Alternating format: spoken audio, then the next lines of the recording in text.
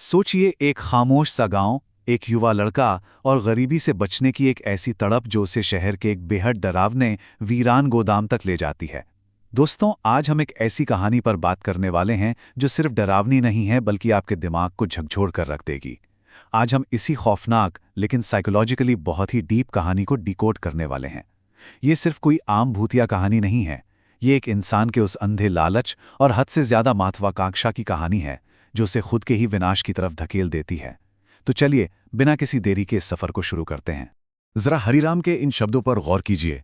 माँ पूरी जिंदगी झेलती रही गरीबी, कमी, भूख। आखिर में उसे क्या मिला? ये कोई मामूली शिकायत नहीं है। ये उस गहरे सदमे, उस ट्रॉमा की शुरुआत है जो उसे अपनी लिमिट्स पार करने पर मजबूर कर देता है।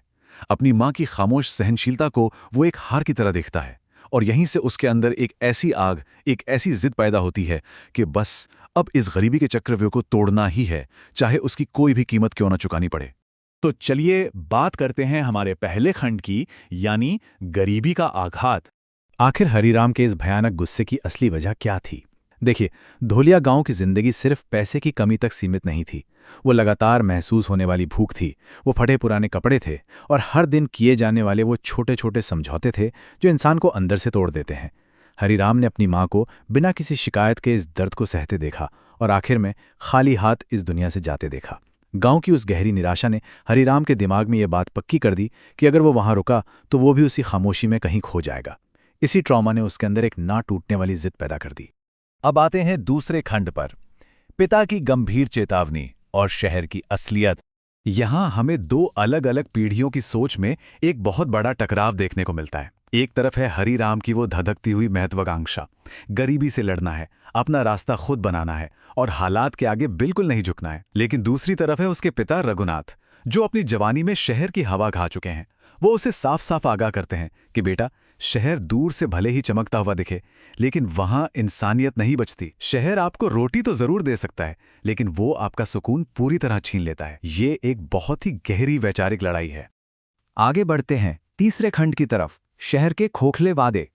हरिराम का ये पतन कितनी तेजी से होता है, जरा इसे समझिए। सुबह सुबह वो धोलिया गांव की शांति और अपने पिता की नम आंखों को पीछे छोड़कर निकल पड़ता है। दोपहर होते होते वो शहर के उस शोर, धुएं और भीड़ के बीच पहुंचता है जहां इतनी भीड़ होने के बावजूद एक अजीब सा डराने वाला अकेलापन है। फिर शाम को एक अंधेरी गली में उसकी मुलाकात अपने बचपन के दोस्त माधव से होती है। और फिर आती है रात। पैसों की अंधी दौड़ उसे एक पुराने, वीरान और रहस्यमयी गोदाम तक ले आती है, जहां वो चौकीदारी की नौकरी के लिए अंदर कदम रखता है। ये सीधे सीधे उजाले से घने अंधकार की तरफ जाने वाला सफर है। अब आप ही सोचिए, इंसान की महत्वाकांक्षा उसे कितना अंधा कर सकती है। नौकरी क्या थी? एक वीरान, खंडर हो चुके गोदाम में रात के चौकीदार की। लेकिन उसके बदले चुकाना क्या था? माधव के चेहरे पर साफ दिखने वाला खौफ, उस जगह से जुड़ी भूतिया अफवाहें और न जाने कितनी चेतावनियां। लेकिन हरिराम, वो इन सारे रेड फ्लैग्स को पूरी तरह से इग्नोर कर देता है। उसे कोई खतरा दिखाई नहीं देता। उसके दिमाग पर तो बस एक ही धुन सवार है, पैसा कमाना और उस गरीबी से पीछा छुड़ाना। ये लालच और जिद का वो लेवल है जहां इंसान का दिमाग काम करना ही बंद कर देता है। चौथा खंड, अलौकिक मनोवैज्ञानिक परीक्षा, या यूं कहें सीधा आत्मा का इम्तिहान। इस कहानी की असली गहराई को समझने के लिए आपको कार्मिक शैडो के कंसेप्ट को समझना होगा। देखिए, लोक कथाओं के हिसाब से ये कोई आम भूत प्रेत नहीं होते। ये असल में ऐसी परछाइयां हैं जो हमारी ही कमजोरियों जैसे अंधा लालच और जिद को अपना शिकार बनाती हैं। और सबसे डरावनी बात क्या है? हरिराम की वही जिद जो उसे गरीबी से बाहर निकालने का हौसला दे रही थी, अब उसी लालच की वजह से वो इन परछाइयों का शिकार बन रहा है। उस गोदाम की वो खौफनाक परछाइयां और कुछ नहीं बल्कि हरिराम के अपने ही अंदर के विकारों का एक आईना है। आइए देखते हैं कि उस गोदाम में ये खौफ धीरे धीरे कैसे अपनी हदें पार करता है। शुरुआत होती है कुछ अजीबोगरीब घटनाओं से। ठंडी हवाओं का चलना, दरवाजों का अपने आप चरमराना, ये पहला कदम है जो आपके लॉजिक को हिला देता है। फिर आता है दूसरा स्टेज, चीजों का दिखाई देना। दीवारों पर नाचती हुई परछाइयां जो सीधे हरिराम और माधव के वहां होने पर रिएक्ट कर रही थीं। और फिर सबसे भयानक प्रहार, यानी साइकोलॉजिकल अटैक, एक ऐसी चुभने वाली आवाज का गूंजना जो सीधे हरिराम के गिल्ट और उसके सबसे गहरे डर पर वार करती है। ये भूतिया ताकतें हरिराम को शारीरिक रूप से नहीं बल्कि मानसिक रूप से अंदर तक तोड़ रही हैं। और अब हम आते हैं अपने 5वें और आखिरी खंड पर, अंधी महत्वाकांक्षा की कीमत। अब जरा वापस चलते हैं पिता रघुनाथ की उस चेतावनी पर जो हमने शुरुआत में डिस्कस की थी। उन्होंने बिल्कुल साफ शब्दों में कहा था कि शहर पैसा तो देता है लेकिन इंसानियत छीन लेता है। इंसान इतना स्वार्थी हो जाता है कि अपनों को ही भूल जाता है। हरिराम की माँ भी तो यही चाहती थी कि वो बड़ा आदमी बने, लेकिन अपनी जड़ों से कटकर नहीं।